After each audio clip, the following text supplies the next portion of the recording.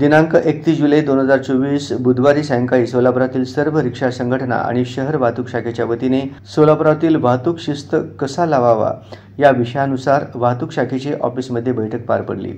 यावेळी वाहतूक शाखेचे एसीपी सुधीर खिराळकर साहेबांनी सोलापुरातील सर्व रिक्षा चालकांना आवाहन केले की सर्वजण आपले रिक्षा कायद्याच्या चौकटीत राहून आणि गणवेश, लायसन्स, बियाज बिल्ला 3 सीट प्रमाणे भाडे आपला व्यवसाय करावे।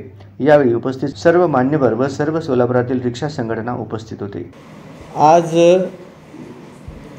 सहाय्यक पोलीस आयुक्त कार्यालय ट्रॅफिक ऑफिस या ठिकाणी शहरामध्ये मोठ्या प्रमाणामध्ये अशी मागणी होत आहे की शहरामध्ये सगळीच वाहतूक व्यवस्था ही विस्कळीत आहे।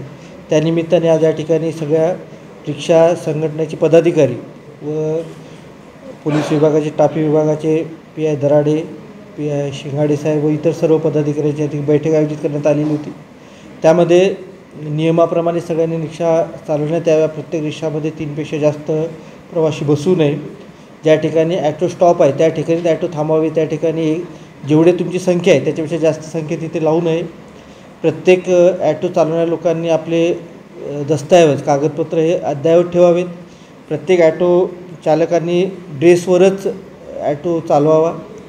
अशा प्रकारच्या सगळ्या सूचना दिलेल्या आहेत। त्या सूचनाप्रमाणे योग्य ती कारवाई करण्याची ॲटो संघटनाच्या सगळ्या पदाधिकाऱ्यांनी मान्य केलेलं आहे। व त्याच्याप्रमाणे सगळ्या ॲटो संघटनाच्या पदाधिकाऱ्यांना व सगळ्या ॲटो चालकांना मी असं आवाहन करू इच्छितो की आपण सगळ्यांनी स्वयंशिस्तीने नियमाचं पालन करावं। जर या नियमाचं पालन केलं नाही तर पोलीस प्रशासनातर्फे त्याच्यावरती योग्य ती कारवाई केली जाईल, कायदेशीर कारवाई केली जाईल। धन्यवाद। कारवाई आता एक सगळ्या लोकांचं म्हणणं होतं की हा मेसेज जाईपर्यंत आपण काही वेळ द्यावा, तर एक 8 दिवसाचा वेळ आपण सगळ्या लोकांना द्यावा त्यांच्या माहिती पोहोचेपर्यंत।